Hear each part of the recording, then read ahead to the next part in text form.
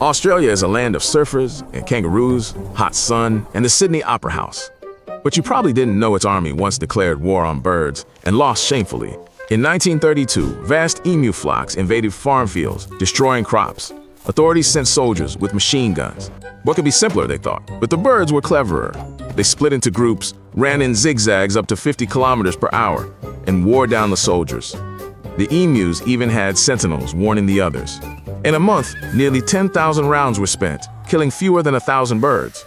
The global press ridiculed the operation. Australia's emblem animals frequently end up on dinner plates.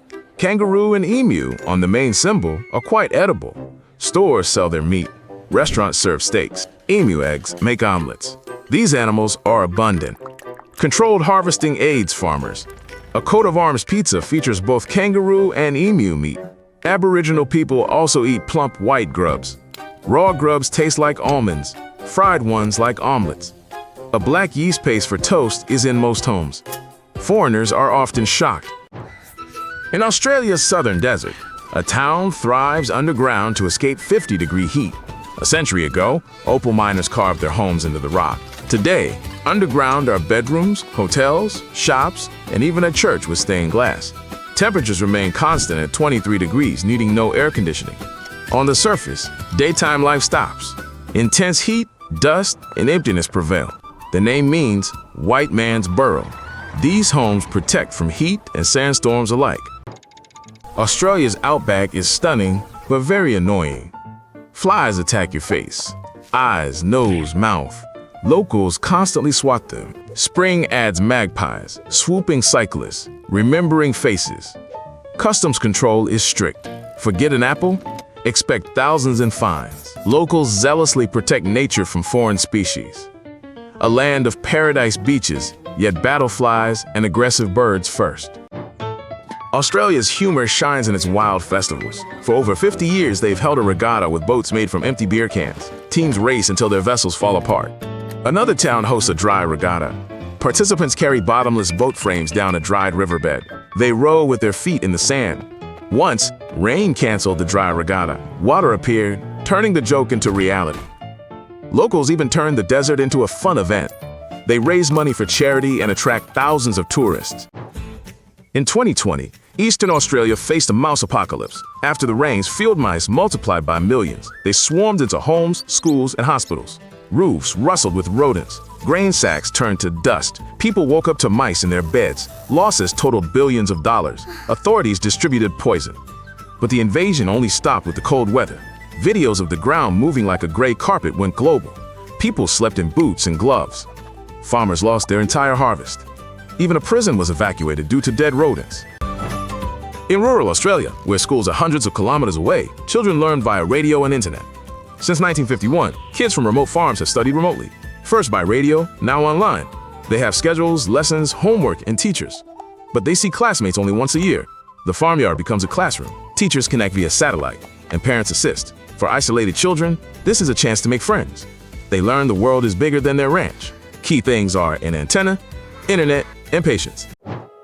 Australians built the world's longest fences to tame nature. The dingo fence spans over 500 kilometers, exceeding the Great Wall of China. It protects sheep and is still patrolled today. A rabbit fence also stretched for thousands of kilometers. However, rabbits found loopholes. Only viruses truly helped. These lines are visible from space, monuments to humanity's fight against nature. For graziers, this is life or death. One unprotected night destroys a flock. The average Australian has unexpectedly high wealth. A typical person has accumulated hundreds of thousands of dollars in property and savings. Almost 1 in 10 is a millionaire. The secret is simple: expensive city real estate and mandatory superannuation contributions. Employers set aside part of wages for years. The middle class is strong, with their own homes, savings, and stocks. This financial cushion allows them to plan for the future and not fear old age. In '67, the Australian Prime Minister simply vanished. He went for a swim at the beach and was never seen again. A massive search operation with divers and helicopters found nothing. His body was not found. He was presumed drowned. The country debated wild theories, from currents to aliens. Ironically, a few years later, a swimming center was named after him. The story became a myth. Even at the peak of power, no one is safe from the ocean. After this, beach safety was increased. Australia leads the world in home solar panels. 1 in 3 homes has a rooftop power station. At midday, suburbs feed surplus power back to the grid. This is standard practice. Contactless payments are also ubiquitous. You can pay by phone even at a beach kiosk. Power from the sun, your wallet on your phone. This is everyday life. Solar energy created a market for home batteries. Grids are learning to balance peak loads. This future is now a reality for millions of families. The Sydney Opera House is Australia's iconic landmark. It is a story of how failure became a masterpiece. It was planned for 4 years but took 14 to build. It cost 10 times more money. The architect resigned amidst scandals. The press ridiculed the project. But once its white sails unfurled over the harbor, the scandals were forgotten. The failure became an icon. It symbolized how persistence creates miracles. Today, guides discuss the delays. They show off the incredible roof shapes. These are some facts about Australia. If you learned something new, like and subscribe. Bye.